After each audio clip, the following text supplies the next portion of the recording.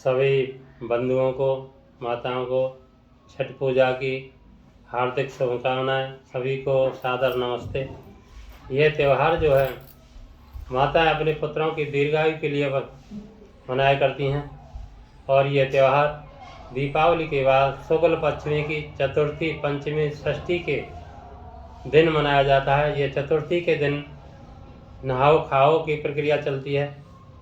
नहा करके शुद्ध कपड़े पहन करके और उस दिन नहाओ खाने की प्रक्रिया करने के बाद पंचमी के दिन जो है सुबह सूर्य भगवान को पूजा करके फिर जो पूरे दिन निर्जला व्रत रखा जाता है और फिर जो है दूसरे दिन सुबह, षष्ठी के दिन सुबह किसी तालाब में या किसी नदी में खड़े होकर के अपने सभी बंधुओं को साथ लेकर के पूजा अर्चना की जाती है।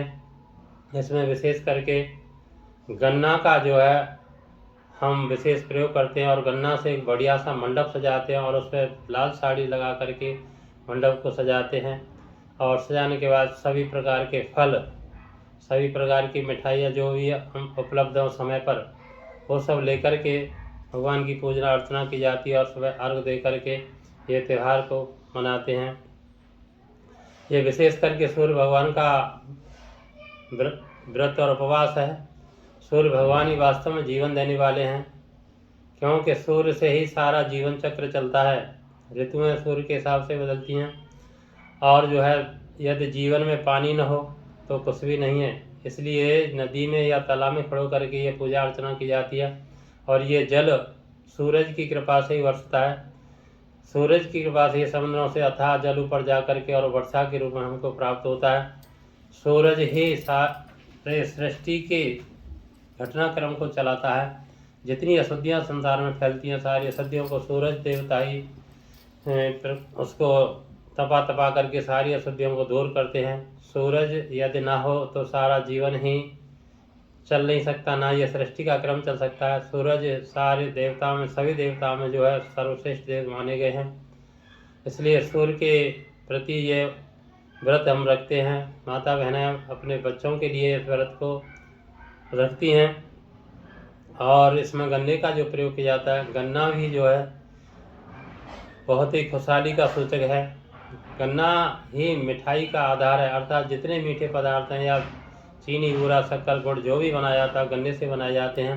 गन्ना जिस प्रकार से सारे मिठाई का मूल आधार है, उसी तरह से जीवन का आधार, सुख का आधार सारा हमें होना चाहिए। तो वो इसको मूल में गन्ना को हम विशेष प्रयोग करते हैं। जिस तरह से गन्ना सारे सुखों का आधार है, ऐसे जीवन का आधार हमारा बना रहे, सुखों का जीवन सुख में बना रहे, इसलिए हम गन्ने का विशेष महत्व रखते हैं इस पर्व पर।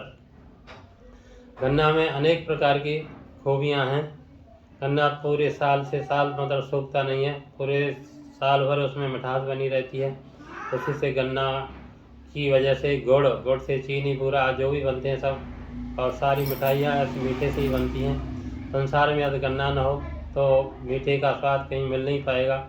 इसलिए गन्ने का विशेष महत्व रखा गया है और सभी फल लेकर के इस पूजा को जब करते हैं और विशेष करके ये पर्व जो है बच्चों के लिए पर्व है, बच्चों की दीर्घायु के लिए ये पर्व है।